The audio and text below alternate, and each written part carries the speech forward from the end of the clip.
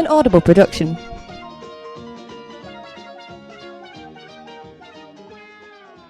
We Say All That To Say is brought to you exclusively by Gay Geisha. shit. Yeah. Geisha. Geisha. Got your friend in Rio. We can say Aqua 3. Oh, cha.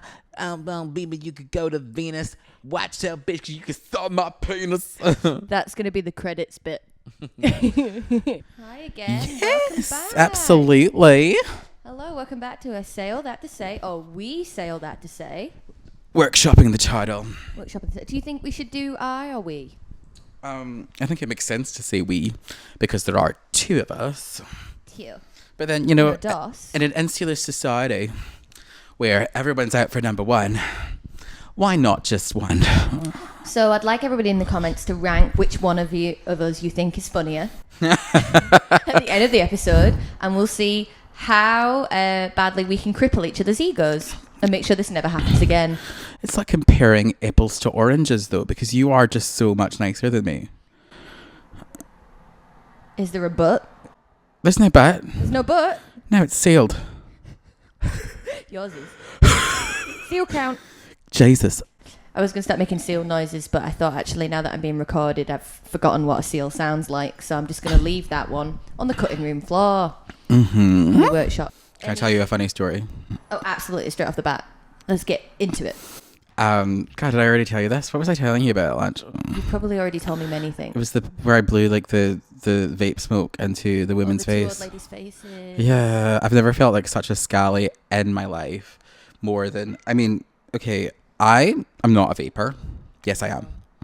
I vape. Would you say that vaping and blowing it into wee old ladies' faces is a whack maturi move? Or would that... A whack maturi? Whack maturi move, and my apologies. Or would that not be appropriate for that situation? I think, yeah, that was kind of a whack maturi move. Like, for those of you sitting at home listening / watching, my mum says... Rosemary says all that to say, when a young person is doing something despicable or cheeky, she'll say, like, you know, whack maturi, which, you know, I can only assume is a Scottish well, given that I've never heard it before in my puff, you know, I would say that it's a Scottish word. It made me think of like beating around the bush, but that's entirely a different thing. Correct. Yeah, so... Because you can't beat around the bush about being a whack maturi. No, you can't. I'll just apologise for contributing, to be honest. I gave you nothing there. Anyway, nothing. You blew nasty mojito flavoured smoke into two old ladies' faces. Normally I'm just vaping from my bed, not really engaging with it socially, because you wouldn't smoke like just walking down. I mean, some people do, but yesterday I was like on my way to a supermarket and I just let one. Have you been vaping more recently? Am I making that up? My parents have been on holiday for 2 weeks. I'm allowed to vape while they're not in the country. That is the deal. Okay, carry on. So I was just walking to the supermarket and I let out a big vape while at a zebra crossing, and it blew right back into these two women's faces, and they were raging. But they didn't actually use any profanities. It would have been funnier if they just said, oh, for fuck's sake, fucking vape face. It's funny how vape and fart are interchangeable in that situation, you know. You know, you blew ass right into these two ladies' faces. Yeah, only this was much more visual, and they knew it was coming from me. I could not even look at them. I just kept walking. I didn't have... See, if I had headphones on, that might have made things much better, because then I could have been blissfully ignorant. But I knew quite well what I did and ran away. All right, I have a movie concept for you. All right, a modern twist on the mist. Right? The mist that takes over the town. It's a toxic fog, but it's just loads of teenagers vape. And we've all vaped so much that it won't go away, and we've made a toxic cloud of mojito smoke. Wee bit of blueberry raspberry bubblegum in there, if you're lucky, right? And it comes, and that's really all I've got, but I thought maybe you could contribute, or should I just... It's a great metaphor for society, because we are probably all just slowly dying on toxic vape fumes. Vapor fumes. Vape fumes. Which is, you know... Is vape fumes not like saying, you know, what's the famous one? Chai tea. You're just saying TT. Because vape is short for vapor. So you've just said vape. This would be a great time to tell the audience about my first name, last name. John. John. Yeah, my full name is Euan John Kinlock, but Euan is Scottish for John, so I am John. We John. We John. Is that not a character in the Gigi. Invincibles? What's the baby that sets on fire all the time called? Jack. Fuck. Speaking of movies. Shit. Speaking of films, I auditioned for Shut the frick up. You have not told me how this audition went. Instead, you sent me 25 texts about your Chinese order. And none of it had anything to do. I could tell you which one had a better follow through. Neither of them. Oh no. No. So you would say that you're emotionally damaged and also from a bowel point of view damaged too, equally. Incredibly so. Blocked. Do you know, speaking, but no. Yeah, can I finish my story? Sorry, I'm terrible. What I'm learning in this podcast setup is that I'm a terrible interrupter. And I hope the audience calls me out for it and I get cancelled straight away. No, of course not. This is not cancelling culture. None of that's here. If there was cancel culture involved, I would not be allowed on episode 1. None of that woke nonsense. No, that woke nonsense. Did I tell you that I said to Liam the other day that if I had a gamer tag, it would be do the wokey cokey? Or hashtag never stop the boats. Or hashtag vegan communist for Palestine. Just to wind them all up, get as many slurs as possible coming through on the wee chat. Not that I play video games, this is just a hypothetical. Once again, I have gone off topic. Please tell me about this audition. Sorry, can you run through the last part of that? What were you talking about? What was I talking about? A load of shite. A load of shite. Tell me about the audition. Okay, so I was invited to a Zoom call at 7 p.m. after heavily ignoring the first 2 emails, despite the fact I sent in the application. And I've done 2 auditions in the it's an avoidant, anxiety, disorganized, attachment disorder, bumhow liquor. I'm not sure about the other part. I don't think that's scientific. I think it's gays don't exist. Raw science, actually. Holistically raw bumhow licking science. Anyway, basically it was for this student film, which I thought, if you're going to audition for a film, make it a student film on your first go. We can't all be like, I don't know, who gets discovered? Like, I'm never getting discovered. I don't have that luck. You could be equally as disappointed in their work as they could be in yours, because you're all starting from the bottom. Yes. And so my character who I was auditioning for is an ex-twink who has been invited to a party by his ex-boyfriend who is trying to kill him. There's also vampires. So when you first explained this script to me, I don't think we ever got that far. I only remember you being in the bath. Yeah, and I was self-conscious about my body. So there's like a package delivered to my door, and then I'm invited to a party, and the idea is that like I'm bitter about losing a friendship from this guy who I'm also attracted to. It's hitting a little too close to home. And then the point is that like I'm just out. You just doxed yourself on the podcast. It's bare all. It's bare all. Bare arse. Bare arse. Bare all. Bare all. So rules. yeah, I mean it does sound like a porno, like ex-gay twink turned vampire. Sure dark comedy horror. Well, I mean it gets close. A massive pyro dick drops in front of me during this scene. The film. Yeah. So like basically someone's dick gets chomped off by the vampire and it falls in front of me.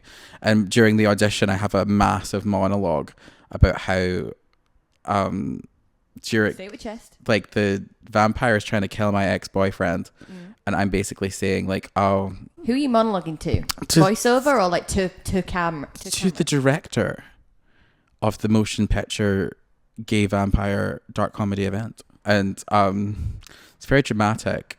I think it was something along the lines of like, let him go. Like, there's no accent because I'm supposed to be Glaswegian, but it's like, let him go. And for some reason, I sound infinitely more Scottish when I try to speak in my own accent versus any other time where I'm some weird Australian ho bogan. See, it just comes to me naturally. Can we say that word? Bogan? Yeah. I mean, that's why I type into gay porn whenever I'm trying to find chavvy Australian gay sex. I don't think that led me to any conclusions as to whether or not. Do you join the vampires? No, like, to be fair, I grazed over, but like basically what happens is I'm invited to the party and then I take a lot of LSD and then I realize that everyone's vampires and then they try to kill me and then I win. But maybe they aren't actually vampires because you could just be tripping on LSD. Well, it's a metaphor for for gays. I think it's a metaphor for velvet rage. Like the vampires are sort of tearing me down because internalized homophobia. My character is an aged out twink, about to turn 30, really bitter. And about kind of like gay culture cannibalizing itself, possibly. Yeah. So like, I mean, one of the monologue scenes was that I was tearing people in my life down to make myself feel better. Sometimes I thought it was a wee bit on the nose because I'm just like, as a member of the LGBTQ plus community, I've never really, I mean, maybe I do, like, because it's hard to make relationships with other gay men, like when you're gay. I've only really started to do that in like the last few years as a nearly 30-year-old. Would you say it's equivalent to the whole, like, how some people say that men and women can't be friends if they are attracted to each other? So it's in the same way, like, if you're attracted to men, you find it difficult to be friends with other men because it will always potentially be romantic. Yeah. Or would you say that heteronormative kind of stereotype does not translate effectively over to you and yours? Well, there's an added layer also, because I think for a lot of gay people, especially if you grew up in the 90s or the early 2000s, which I didn't do. I grew up in the late 2010s. Sorry. I'm 14. I'm 2. 3 years old. So I think it's interesting because there's that added layer of also thinking you're the only gay in the village. So that when you encounter another one, you kind of don't know what to do with it.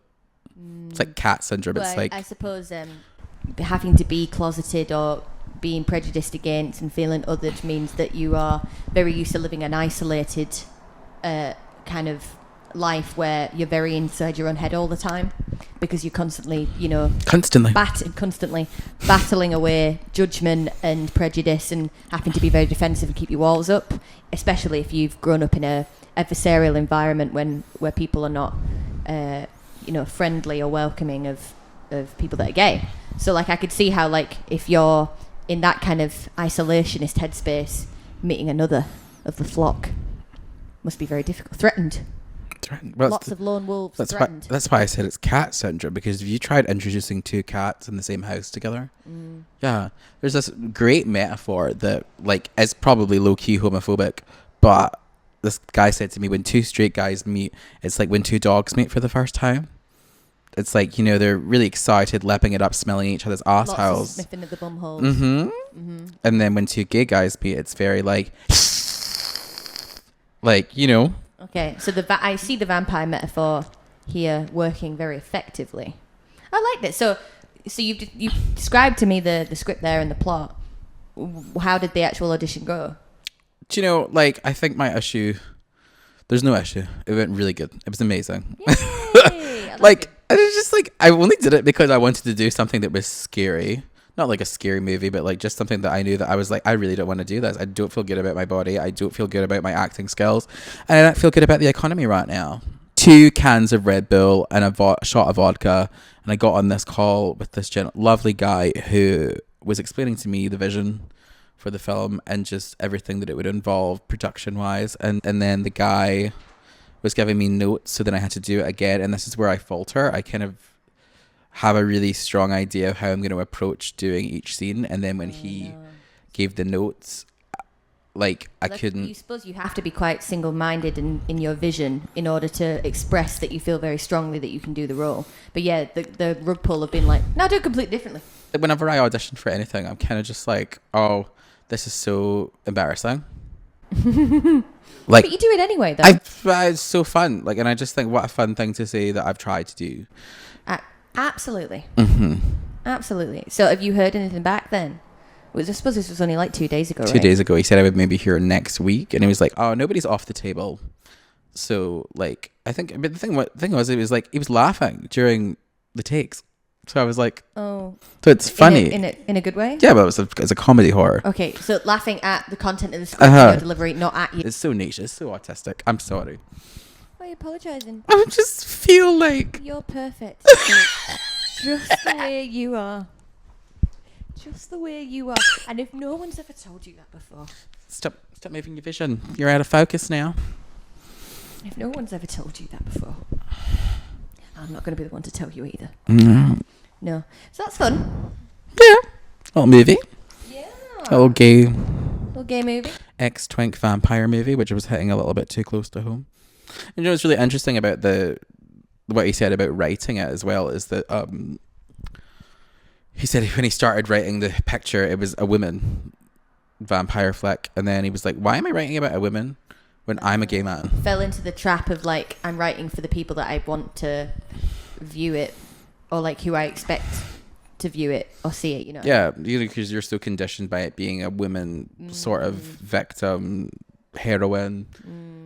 Do you have more to say on the topic, or? No, that's fine. That's quality garbage. Quality garbage. I'm more interested in figuring out how you managed to get £400,000 for this gorgeous house of yours. It's duplicitous lies. It's not true. I say the word duplicitous to you once 2 years ago, and it's somehow... And I've made it my whole personality. It's you stupid duplicitous bitch. It does sound a lot better coming out of your mouth. Oh, you should see it going on. I set you up, didn't I? You did. I walked right into it. Well, you came right into it. Never done that before in my life. Never, ever. Never, ever. So what I was going to say is, for those of you that don't know, we're shooting in this gorgeous location in Finiston, Glasgow. I got the location scouts to look far and wide. And then I said, let's make use of this wonderful space before I move out in approximately 1 week's time. So much is the way that I do everything. It's in very last minute and shambolic, and the flat is a mess, but you wouldn't tell because we've staged this wonderful area so beautifully. This sofa is actually... Pardon? More plants than scents. More plants than scents. Actually, there was a time after COVID when I was so neurotically propagating every single plant that I owned because I felt I had to. It was a compulsion that at one point I had about 120 plants. And 120 plants. Yeah, it was just not a good time because there were so many of them that I couldn't water them all, and then it put me into a depression spiral. I was put the responsibility of watering a whole 2 plants for 2 weeks. I watered neither of them. Well, if it makes you feel better, I also don't water my own. This bad boy right here is very forgiving. She looks a bit droopy, but she always comes back better than ever. And that's words to live by, I think. She looks a bit droopy, but she always comes. Always comes back. Better than ever. So this sofa will be gone tomorrow night. So this is the last time you'll ever get to sit on it. Last time you'll ever get to rub your balls on it.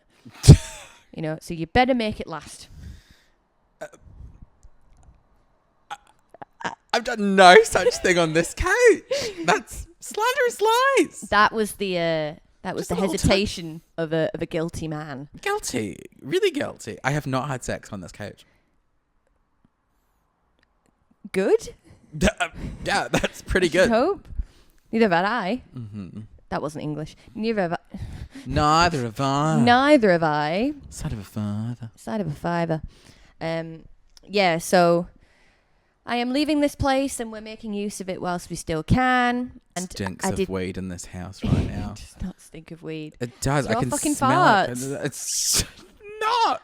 Uno reverse. Uno reverse. I did not get £400,000 for this property, but I did get far too much fucking money because, nice. He's just spilt wine on himself for the audio listener. Someone spent far too much money on this flat, and it's great because it's given me the opportunity to do some stuff that I really want to do and not work at anymore. Sorry to the managers. Shock. It was fucking horrible. Can we cut? I don't have to work in retail anymore.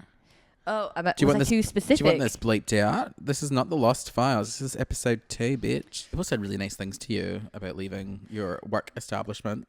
They did. That was very intense. Mm-hmm. So it was. strange thing to have But everyone sit in a circle and say compliments about you. We're talking at the same time. I'm such an interrupter. The thing about you is that you don't seem like you'd struggle to take a compliment. I don't, but I also don't think I ultimately believe it. You know what I mean? So I'm not going to sit there and act all awkward. I'll save face and I'll lap it up because I'm definitely an exhibitionist. Mm-hmm. But at the same time, I don't believe a word that any one of you is saying about me. But it is nice to know that they think that. Oh, my friend Dylan thinks the exact same thing. Like, he can't take a compliment. Well, I think he could, but he also just thinks, I don't believe it. Like, you could tell me I'm a really good friend, I'm a really good person, but I don't believe you. But it's interesting that you are that frank about it. You would just be like, I don't know what psychological babble is actually happening, but ultimately, I don't believe you. I think I'm very humbled that I'm like, that you think that, but because you thinking that and me thinking that are two separate things. Mm-hmm. But it was very lovely. People said a lot of lovely things to me. And that meant a lot, I think. Actually, this has just made me think of one thing that I ended up talking to my therapist about. Shocker, she goes to therapy. She's got orange hair. Yes. So I remember talking to Natalia at one point and saying, I'm really struggling with the fact that I'm trying so hard in Sint. Now, for the casual listener, this is basically just packing the online parcels at work, right? But I'm alone all day.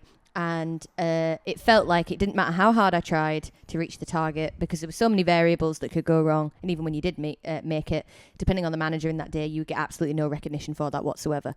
And I was saying, I'm really struggling with this because I have such a complex about feeling only worthy, or my self-worth being completely tied to my output, my productivity output, or how good I would do at something, right? And she said to me, she was like, why don't, since that's a non-starter and you're never going to get it, because were you expecting these managers to change? They're not going to.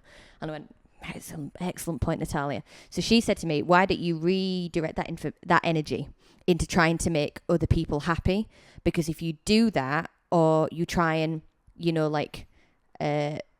basically put all of that productivity and desire to be productive into helping other people or trying to make other people feel good, you can make an actual change rather than just punishing yourself in circles looking for validation. So I think I try and be nice to people, even though I'm not really. I'm a complete scallywag, but I definitely have. This is part of your code switching. It's part of my code switching. Is I'll try to, make people feel comfortable or be nice to them because it's a different way for me to get validation. So although I'm doing it, it is a kindness. It's a selfishly motivated kindness, but because it's attempting to try and make me feel better about myself. That's so boring, Ellie. That's like you saying that you only do nice things for people to make you feel good about yourself, which is true. Which is exactly what I'm getting at. Well, you think I made all of those pots for people just out of the kindness of my heart? The other part of me, the selfish part of me, was like, she's an artist. This is going to make me look really good. Yeah, but tea. In that same vein, and I think my mum says it best, like that. I think there's far too much navel gazing in society, right? Like Joanna Lumley says. Well, I sent this to you. Shower was a puddle, right? Well, the thing is that true, but also I think, just to paraphrase this, I think the cure to 100% of all depressions is to not think of yourself and think about others. Become part of a wider organism. Sure. No, I mean, do things for other. Do things for get other outside, people. Get in nature. And then join a club. This is the thing. It's that, if you think so much about yourself, which nobody else is doing, right? So that's just the cure for whatever. So you spend your whole day worrying about. I guess it's a different type of self-consciousness if you're so worried about other people that you let it affect yourself. But if you're so insular and all you're doing is thinking about what's not going right for you, why is this happening to me, like blah blah blah, why, the true essence of being a narcissist would be like, if you are so focused on what you can do for other people, it takes you out of your own head and you're so much happier because you're not on your own. I think the job that I did, at least the one where I'm alone in the room by myself, was particularly hard for that, because I wouldn't bring my phone up there. So it was just me in the boxes for 6 hours straight.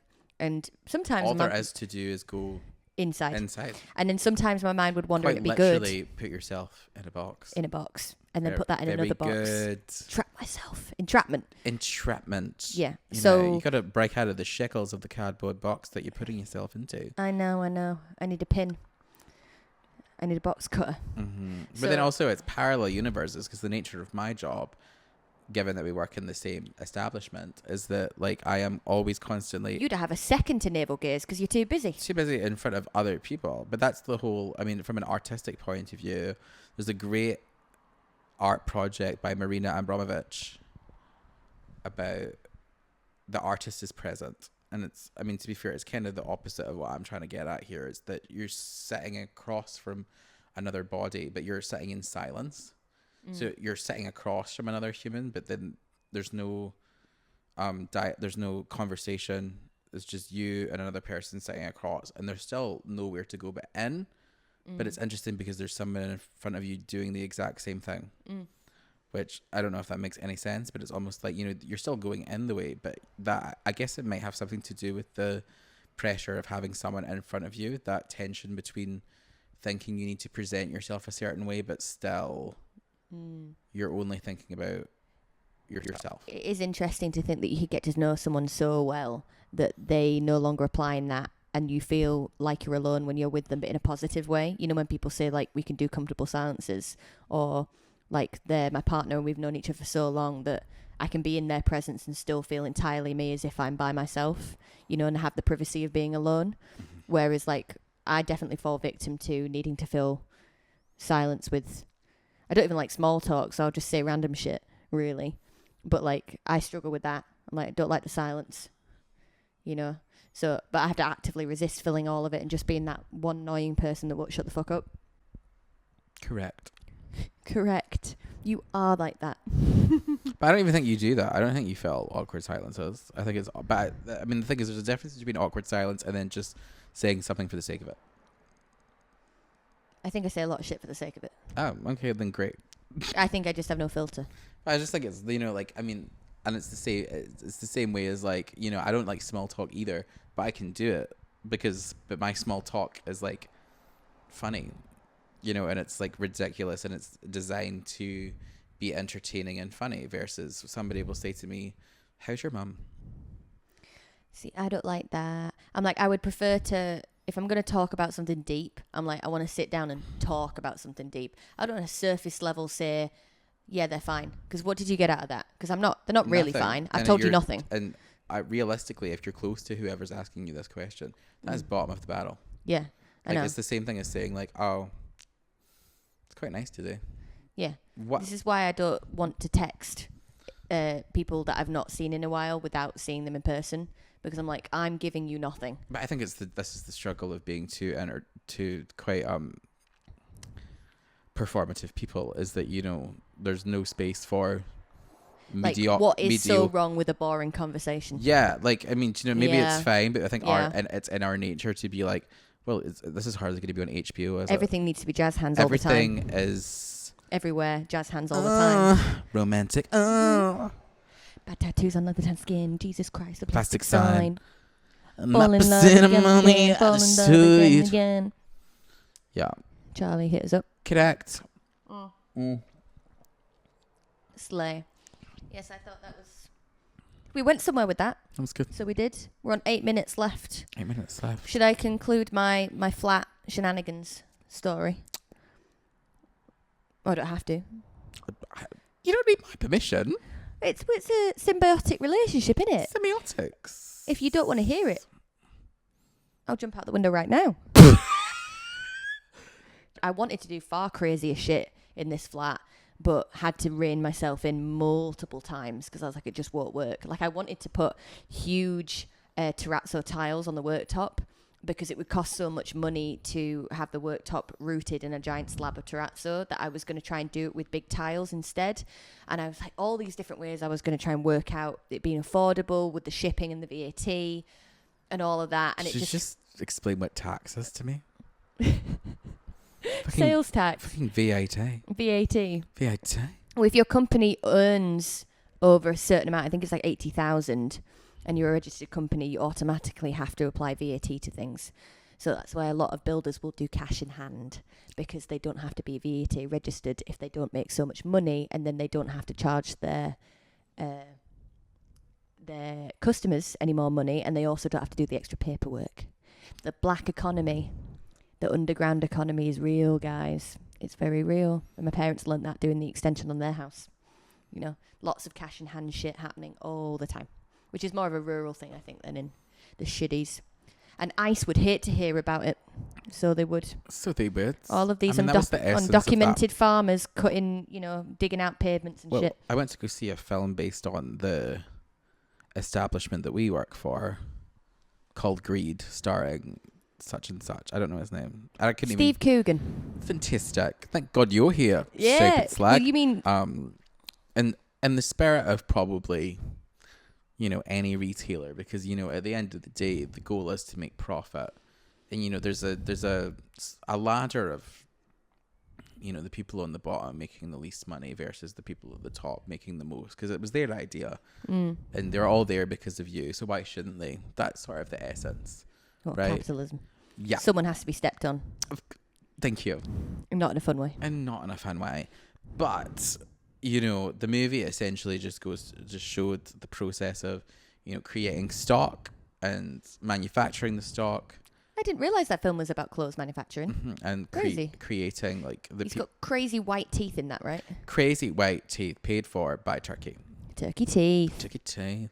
But the kind of plateau, I guess, was in the film they would avoid taxes by putting, money in offshore accounts / putting it in different names so that it wasn't coming off as like the correct company. This is probably easier to do in the 70s, 80s, like when businesses weren't so I guess there was less transparency, you would say, because not everything was online. You couldn't have people, on Twitter going, they're probably doing it this way and that way. I guess tax evasion was just more thought in the 70s and 80s, but I could be making all that up. It's easier to evade the tax when everything's not being documented all the time. You know what I mean? And then I feel like if you knew how to, then it was more of a gate-kept thing. Whereas the more people know, the more likely you're going to have someone do it badly and then alert the not the IRA. It's the IRA. I was thinking of the NRA. I love that you think I know what any of this is. The IRA is the tax people in America, right? HMRC. That's what I'm talking about. Nervous Nancy is checking the cameras once more. Are we all good? What do you think about the time that you spent in retail? Because essentially, do you think that's done? Do you think you'll ever return to minimum wage? God. To be fair, national living wage we were on at the time of your departure. I will end up doing a minimum wage job. I'm going to probably end up doing bar work a couple of days a week. Because I've got to collect them all. If I've done retail, supermarkets, bar work, and then at some point in my life when I'm really, seat me pants, I can do restaurants and collect them all, and then the apocalypse will come. Did you kill try and myself. make a Pokemon joke there? Catch them all. I was combining so multiple references. You've done retail. You've done bar work. Were you waitress? No, never. So I'm gonna do. I've done supermarkets. I've done retail. I'm gonna do bar work, and then if I'm really desperate, I'll do waitressing / restaurants, basically. But no, I would not return to retail because I think it's just a black hole, right? It's like once you're in there, it's so hard to get out. Saying nothing else, and I don't know. It was a job that I needed at the time, but ultimately, does it excite me? No.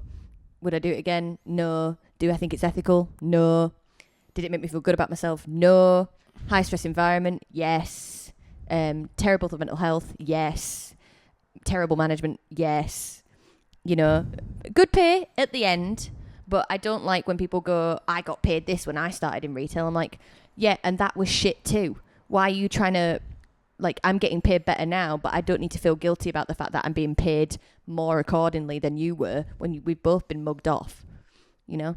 So I wouldn't go back, basically. It was just the people. The people were lovely. But then the people in jobs like this are always lovely because it's the very much trauma bonding, we're all in it together, High School Musical type beat of it all. And I mean, that's my sort of thing as well, is that my fear about going into something that I do want to do, like photography, or I guess not so much film, because that is a bigger team of people, is that like, I think my easiest transition out of retail for me right now would be the photography stuff.